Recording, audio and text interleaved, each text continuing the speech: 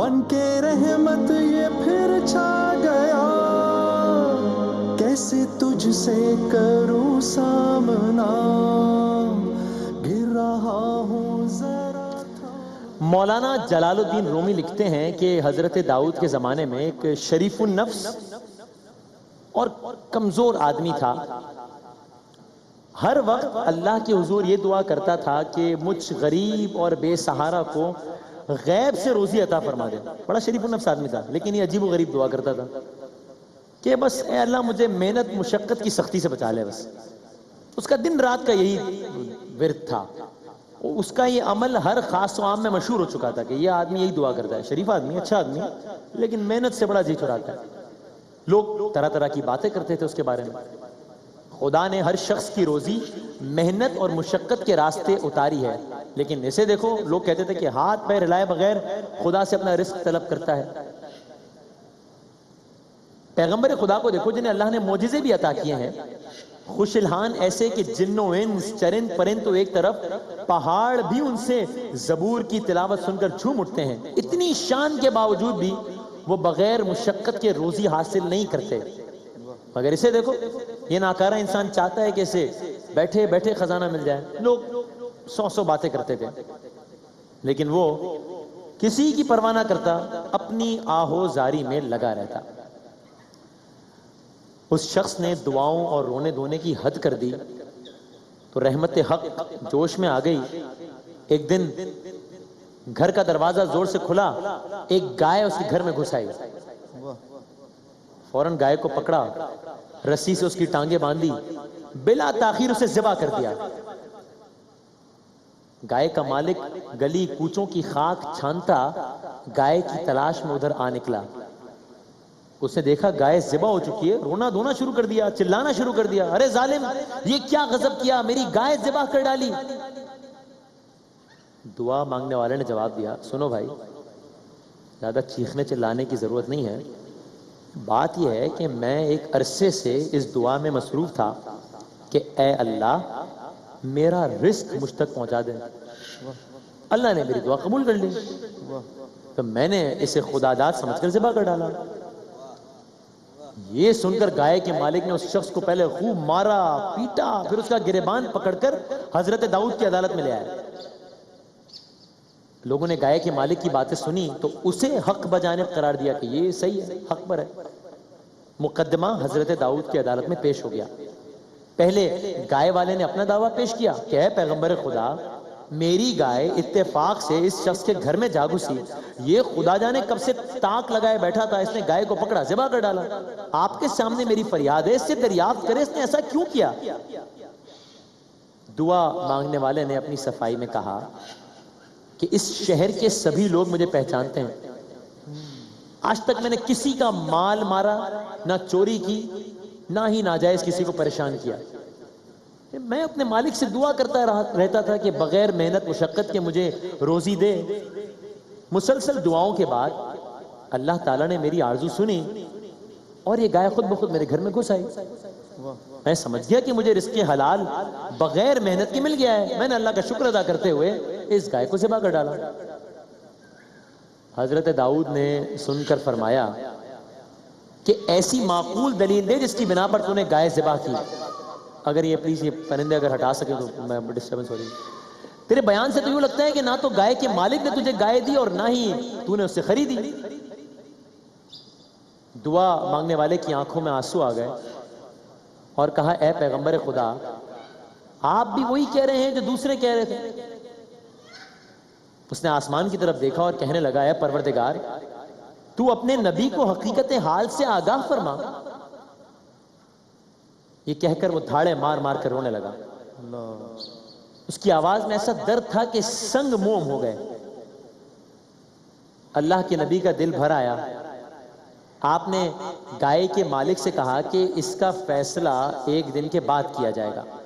پیغمبر خدا اپنے حجرے میں داخل ہوئے اور اپنی عبادت گاہ کا دروازہ بند کر دیا۔ آپ نے ذکر و اذکار کے بعد اللہ کی بارگاہ میں دعا کی، اے علیم خبیر آقا، مجھے حقیقت حال سے آگاہ فرما۔ اللہ تعالیٰ نے اپنے نبی پر اسرار و رموز کھول دیے. دوسرے دن دونوں کو طلب کیا گیا. حضرت داؤد نے گائے کے مالک سے کہا کہ میں تو اس شخص کا کہ حضرت داؤد نے اس گائے کے مالک سے کہا تو اس شخص کا پیچھا چھوڑ، اسے معاف کر دے. حضرت داؤد کا یہ ارشاد سنتے ہی اس نے کہا کہ یہ کیا کوئی نئی شریعت نافذ ہو گئی ہے؟ آپ کے انصاف کی شہرت تو زمین و آسمان تک پہنچ چکی ہے، لیکن میرے ساتھ آپ نے یہ کیسا انصاف کیا ہے؟ اس کی بات سن کر حضرت داؤد نے فرمایا میں تجھے کہہ رہا ہوں تو اپنا سارا مال اور جائیداد بھی اس مظلوم کے حوالے کر دے. یعنی پہلے تو صرف کہہ رہے تھے کہ معاف کر دے، اب ایک قدم آگے کہا اپنا سارا مال اور جائیداد بھی اس کے حوالے کر دے ورنہ تیری سخت رسوائی ہوگی.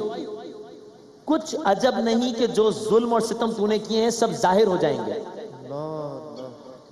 اس نے یہ سنا تو اپنے سر میں خاک ڈالی، گریبان چاک کر دیا اور پھر اللہ کے نبی کے فیصلے کے خلاف بولنے لگا. حضرت داؤد نے اسے قریب بلایا اور فرمایا تو اس ہنگامے سے باز آ جا، کہیں یہ تیری ہلاکت کا باعث نہ بن جائے. اب تو اس نے مزید شور شرابہ کرنا شروع کر دیا.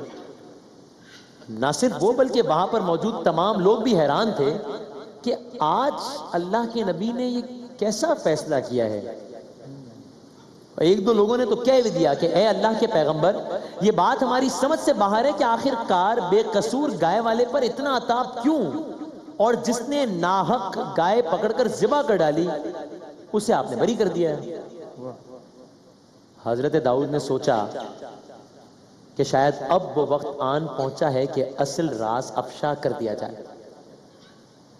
حضرت داؤد سب لوگوں کو دریا کے کنارے گھنے درخت کے نیچے لے گئے.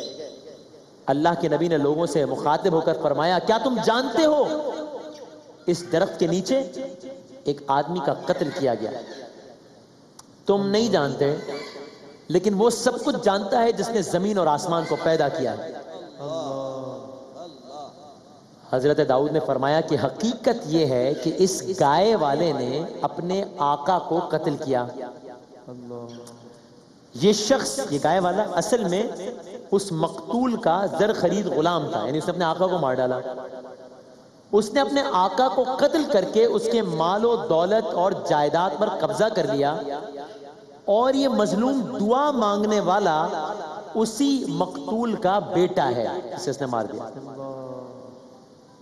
تو اس گائے والے کی اس حرکت کی وجہ سے اس کے آقا کے بچے دانے دانے کے محتاج ہو گئے. اس شخص نے اپنے ظلم کا پردہ خود ہی فاش کر دیا ہے. پھر اللہ کے رسول نے اس کی طرف رخ کر کے فرمایا اے شخص، تو نے شریعت کے مطابق فیصلہ مانگا تھا نا، اب شریعت نے اپنا فیصلہ سنا دیا ہے، اب اس کی تعمیل کرنا تیرا فرض ہے. حضرت داؤد نے فرمایا کہ راز فاش ہونے کے ڈر سے اس نے وہ خون آلود چھری بھی مقتول کے ساتھ دفن کر دی ہے. حضرت داؤد نے حکم دیا، حضرت داؤد کے حکم پر زمین کھودی گئی، گڑھے کے اندر سے ایک کھوپڑی اور ایک چھری برآمد ہوئی.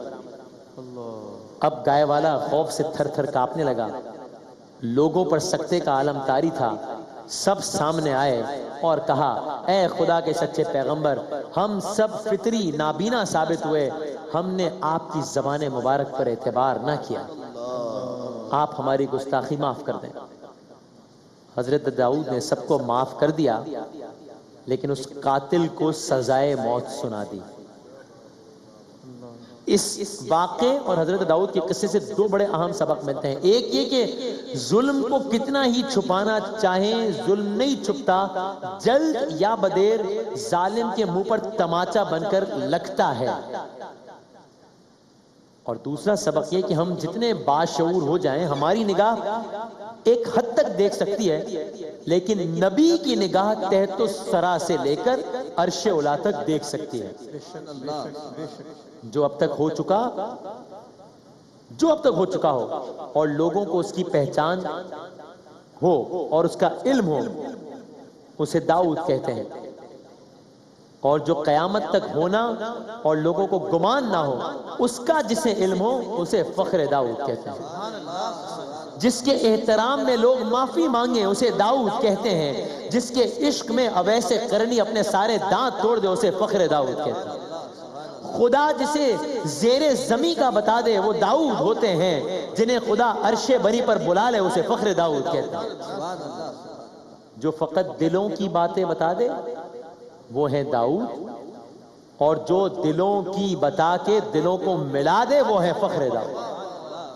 بس ہم کچھ نہیں جانتے لیکن نبی سب کچھ جانتے ہیں۔ ہم کچھ نہیں جانتے لیکن حضور سب جانتے ہیں۔ اختتام کر رہا ہوں، حدود طائر سدرہ حضور جانتے ہیں۔ کہاں ہے عرش معلا حضور جانتے ہیں۔ اور پہنچ کے سدرہ پہ روح الامی یہ کہنے لگے، پہنچ کے سدرہ پہ روح الامی یہ کہنے لگے یہاں سے آگے کا رستہ حضور جانتے ہیں۔ اور بروز حشر شفاعت کریں گے چن چن کر ہر ایک غلام کا چہرہ حضور جانتے ہیں۔ اور بروز حشر شفاعت کریں گے وہ، لیکن اگر ہوا یہ عقیدہ حضور جانتے ہیں۔